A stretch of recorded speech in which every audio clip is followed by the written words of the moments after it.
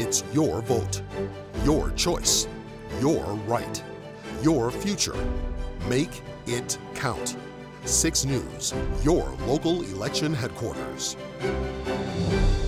6 News is your local election headquarters, and joining me now is State Senator and Republican candidate for Congress, Tom Baer. Representative Alyssa Slock. And joining me now is Democratic candidate for Congress, Bart Goldberg. Republican congressman and candidate for the new 5th Congressional District, Tim Walberg. Joining me now is Secretary of State Jocelyn Benson. We're joined here with Christina Caramo, Republican candidate for Secretary of State. Republican candidate for Michigan Attorney General Matt DePerno. Democrat and incumbent Attorney General Dana Nessel. Thank you so much for joining us today. Joining me now is Republican candidate for Governor Tudor Dixon. Joining me now is the Governor of Michigan, Gretchen Whitmer. She is running for re-election.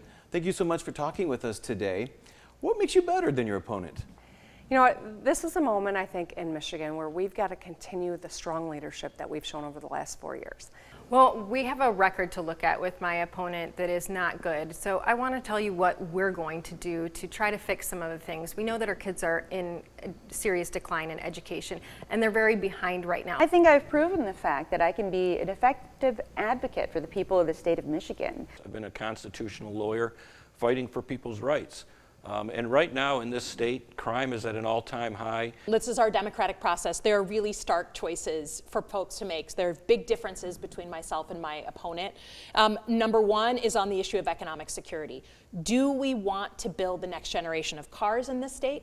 Do we want to build the next generation of microchips in this state? And if we do, we got to compete. We got to incentivize that here. Well, unfortunately, my opponent has had a 100% voting record with Joe Biden. I think those are failed policies that have led to the outcomes that families are facing right now, struggling with higher cost of living across the board. This is a district that I believe wants America to return to the foundational principles that allow people to succeed, people to have freedom, people to have choice in their lives. I think the main thing is that I will be accessible to all people, and that I am going to listen to and respect everyone and try and deliver for South Michigan. Yeah. Is there a different top priority if reelected, and what would that be? Well, we want to keep improving how we deliver customer services, whether it's mobile branch offices, actually delivering services to people where they are, or mini offices, making sure that people can get in and out in convenient ways. So you've made comments in the past also about sex and demonic possession, as well as abortion and child sacrifice, but those really don't have a lot to do with that Secretary of State office. So do you want people to consider those comments that you're making to when you're voting because that's a part of who you are, or would you consider that a little bit of a attention that they've gotten a distraction? I have a master's in Christian apologetics from Biola University, and so when people point to those topics, I think it's an irrelevant even conversation to have in the first place. The thing about it is we as Americans have people of all different religious beliefs. To try to attack me for my Christian faith and to attack me for what I believe as a Christian really shows the anti-Christian bigotry that exists in our nation. And when we even discuss those things, what does it have to do with the Secretary of State's office? Nothing. Michiganders have shown remarkable grit and resilience through everything the past few years have thrown our way. We have the opportunity to turn the page on Whitmer's disastrous 4 years of broken promises. But to do that, I need your vote. I first ran for office in 2018 after feeling frustrated that our state government wasn't effectively serving families like mine or like yours. Dana Nessel has taken us down the wrong road. It's time for a new direction. Our voting rights are inextricably linked to our freedom, ballot access, ballot security, and stopping illegal ballots from being cast are necessary components of our voting rights. As your Secretary of State, I will protect every vote and every voice in Michigan and continue delivering real results. Getting money out of politics has been a huge focus for me. I've sponsored legislation to ban corporate PACs and stop members of Congress from trading stocks. I'm running for Congress because America is on the wrong track. I want to restore confidence in our government by focusing on the issues that matter to each of us in our daily lives. What's it mean to be moderate? I believe that the extremes on both sides need to be put in a long time out. As your congressman, I remain committed to this important work. Rest assured, I won't back down. Conflicting opinions on gun laws haven't been the governor's only roadblock during her first term. The deadly COVID-19 pandemic was also highly politically polarizing. We were working fast to save lives, and we can't forget that Detroit, metropolitan Detroit area, was absolutely devastated by this virus early on. Our hospitals were full, our morgues were overrun, we didn't have PPE. It was a really scary time. Do you stand behind your handling of it? Is there anything that you would have done differently? Could I go back in a time machine now with everything we know and do some things differently? Absolutely. From business to education, Tudor Dixon has big plans for Michigan. Would you say that's your number one issue, is children and schools? For me, I feel that's the foundation of our state, and that's the future of our state. So if we're failing our kids, then in 10 years, we're going to see significant results in our workforce, and ultimately it will hurt the state economically as well. Matthew DePerno is looking to be your next Attorney General. Well, I have more experience than any person in this race. He opened his own law practice in 2005, and he says he has been defending America's constitutional civil liberties for 27 years across the state and in federal court. I'm a guy who's got a ton of experience in this area. Attorney General Dana Nessel is hoping for re-election. I think I've been an incredibly effective Attorney General when it comes to protecting the public. She says this includes the investigations into clergy abuse in the Boy Scouts of America, protecting people against price gouging, as well as taking sexual offenders off the streets. Children and women in our state know that they have an effective advocate for them and someone who's going to protect them and their families. Michigan's current Secretary of State Jocelyn Benson is seeking a second term. I believe in making government work better for everyone, and that's what we've delivered in real results over the last 4 years. Secretary Benson, a Democrat, says she's proud of what her team's accomplished so far. This includes the elimination of hour-long wait times at branch offices. We've dramatically improved how we serve every resident in the state to ensure you can get in and out of branches in an average of 20 minutes. Christina Caramo is set to challenge current Secretary of State Jocelyn Benson. The Republican candidate comes from a background in education. She serves as a professor at Wayne County Community College, where she teaches public speaking and college orientation. As a college instructor, that's what we do. We problem solve.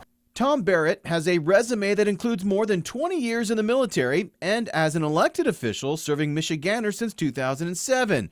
But his new goal is to take a local voice to Washington, D.C. We need to put the country back on the right track, and that's why I'm running for Congress. Representative Alyssa Slotkin is looking for re-election, but to represent a brand new district. I definitely want to be the new representative for the 7th district. That's my dream, my desire, my goal. Bart Goldberg moved to New Buffalo, Michigan to retire and settle down after running his law firm in Chicago for many years. But after January 6th, Goldberg said he wasn't comfortable living with an incumbent that has what he calls radical political stances.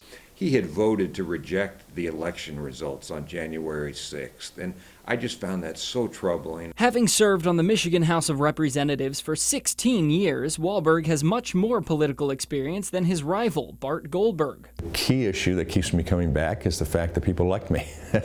They have approved of my representation. And now, WLNS presents the 7th Congressional Debate, live. Thank you very much and welcome to Studio A here at TV6 News. I'm Capitol Correspondent Tim Skubic. Welcome to our program tonight. It'll be a very interesting hour, and the good news is there are no political commercials or any commercials in this program. How about that? We have a brand new district, the 7th Congressional District, which is brand new for the candidates and everybody who's voting. And so take a quick look at where you are, and if you're from those areas, stay tuned. If not, go watch the ball game. We have two of our candidates with us tonight, and please introduce yourselves. Sure. I'm Congresswoman Alyssa Slotkin. I currently represent Michigan's 8th District. Congresswoman, it's nice to have you on board. Thanks for having me. Tom Barrett, State Senator, 24th State Senate District and candidate for Congress. All right, let's begin. What did you learn about your opponent from the last debate? Well, you know, I would say I think it highlighted some of the key differences between us. Certainly on substance, on things like economic policy, on abortion and Roe v. Wade. I think there was a couple moments there where it got a little nastier than I would have expected. And you know, I hope we can keep it clean and keep it honest. Well, you know, I respect my opponent. You know, I think she's a fighter, and that's something that, you know, I respect, and I think that's, you know, a very good quality in a candidate. But, you know, we do have our differences, and I think those differences were highlighted in the last debate, and I'm sure they'll be present in this one too. And we're excited for the opportunity to speak directly to the voters. When it comes to the race for governor, secretary of state, and attorney general, the results of a new poll on who voters prefer are in. Shamir Owens is here for you now with a full breakdown. Shamir? That's right, Siobhan. Democrats seem more favorable among 600 likely voters surveyed from October 28th to November 1st. Let's take a look at the numbers.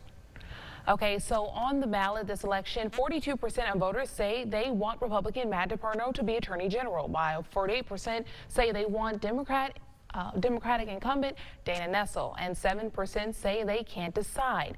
Up next, when it comes to Secretary of State, 40% say they'd vote for Republican candidate Christina Caramo, while Benson has an 11-point lead with 51% with likely voters in her corner. 6% are undecided. Lastly, the race for the governor's office, Republican Tudor Dixon has 43% of likely voter support, while current Governor Gretchen Whitmer has 11 points over Dixon with 54% of support. On November 8th, Michigan voters will decide whether to amend the state constitution to change the term limits law and require financial disclosure. Lawmakers and statewide officials will be required to submit disclosure reports when it comes to their income, assets, liabilities, future employment agreements, and gifts from lobbyists, among other things. A yes vote would limit a lawmaker's tenure to 12 years in the state legislature and require financial disclosure rules for lawmakers and state executive leaders such as the governor, secretary of state, and attorney general. Voting no would keep current term limits in the state, lawmakers serving up to 6 years in the House